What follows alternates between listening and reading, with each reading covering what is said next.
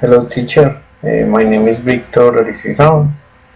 This is my oral project uh, about the book The Age of Innocence.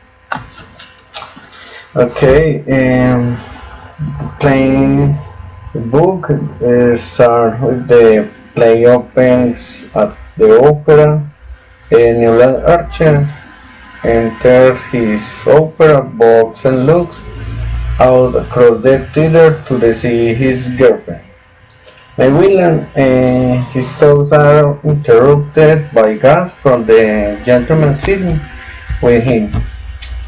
They are whispering about fashionably dressed woman who has just sat down in the box with May. Countess Oleska or Helen, called Helen, a woman with a dark recent past. Newland becomes enraged as she realizes that everyone is paying attention to the books where his fiancé is sitting. He doesn't want the woman to whom he is engaged to be associated with a woman of questionable reputation, Helen Olenska, a cousin of May. She has a bad reputation because she left her husband and ran off with his secretary. In New York society, that behavior was not accepted. Newland suddenly wishes to sit next to his girlfriend, as if to protect her from the gossip.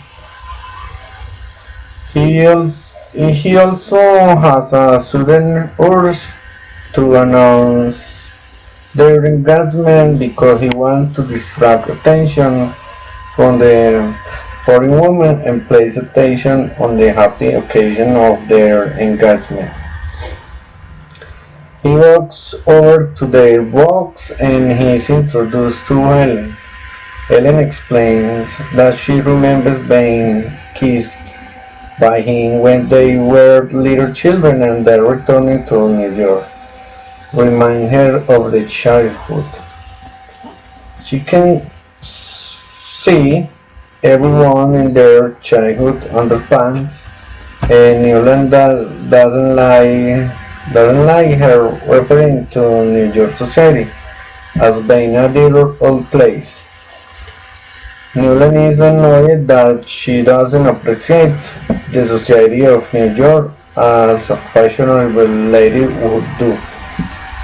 After the opera, everyone goes to the Beaufort's home for the annual ball.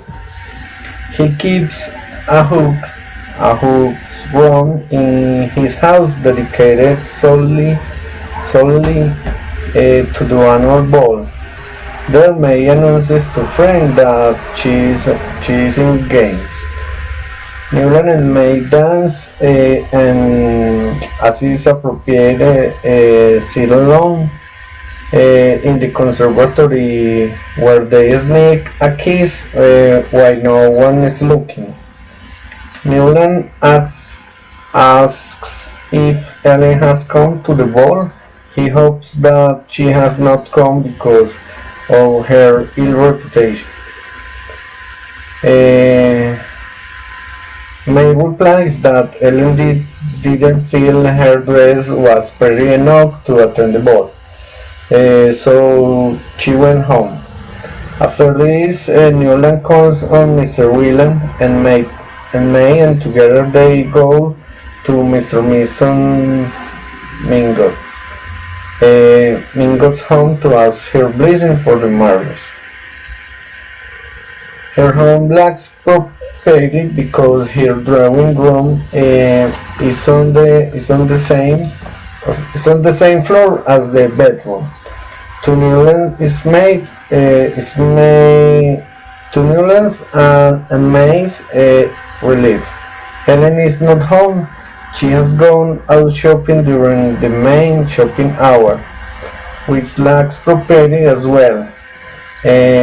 My God, of course, gives her blessing and encourages Newland and May to marry soon.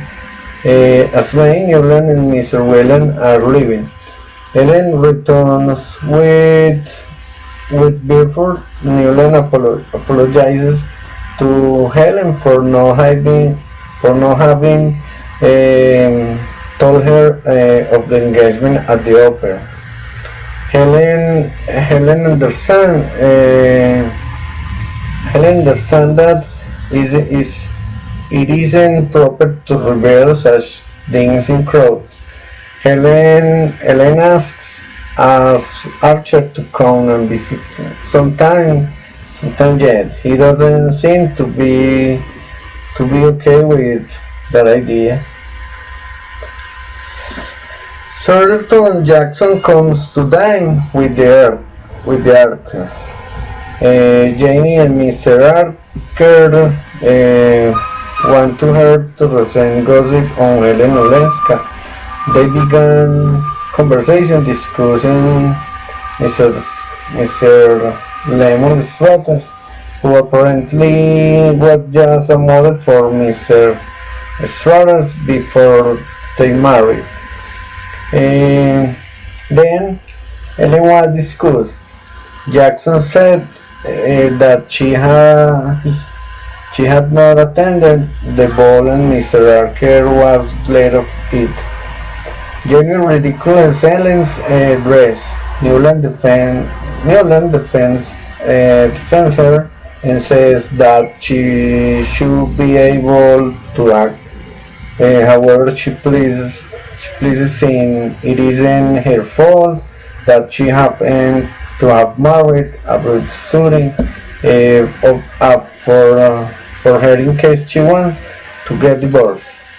Later, the men smoke in the Goddess library. Newland remarks that women ought to be free.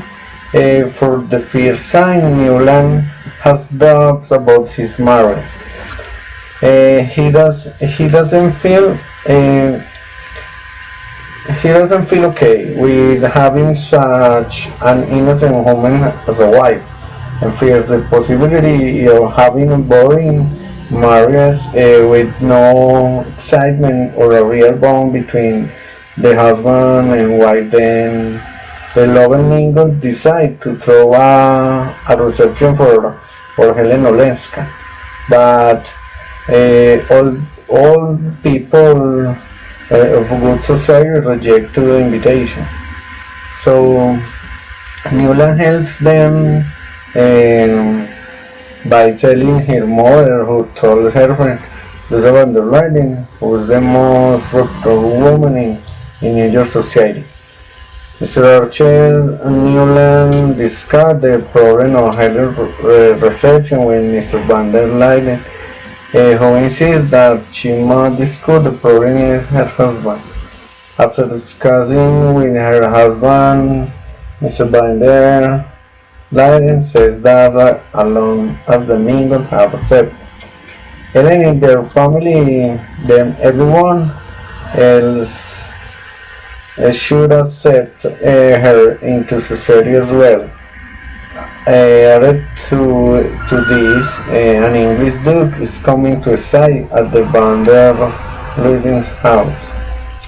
Helen was the only young woman present at the reception for the duke. After dinner, to many people's surprise, the duke headed straight to Helen, where they talked for a while. Then she left his side and sat next to Newland.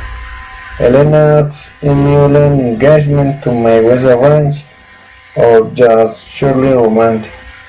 Newland claims that there are not arranged engagements in the US. Upon getting up, she tells Newland that she expects him to visit her tomorrow after 5 p.m. Then there is a line of people ready to speak to Ellen. These are the same people that have rejected the invitation to meet her earlier. Newland arrives at their homes, and in the artist district at 5, he had had a bad day because he had been forced to go from home to home announcing his engagement to May. He doesn't tell May of his meeting with Helen. When he gets to Helen home, she's in there. She's not there, and he relaxes in his living room, admiring her exotically decorated home. When she arrives, she explains that she had spent the day with Julius before, looking for a new home because others don't find her home fashionable enough. She marvels how she had enjoyed the party at the Vander Ladies. Arquette says it's unfortunate that they don't recite very often. Ellen cleverly says perhaps that the reason for their great influence they continue his manner until Duke Chios Revo arrives with Mr. Strathers. Strathers hadn't been invited to the Latins party, and she had wanted to meet Helen and invite her to a party at her home. Soon after their arrival, Newland leaves.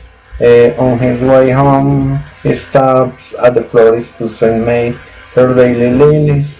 He decides to send her the flowers, but he also sends an anonymous bouquet of flaming yellow roses to Ellen. May and Newland go for a walk in the park.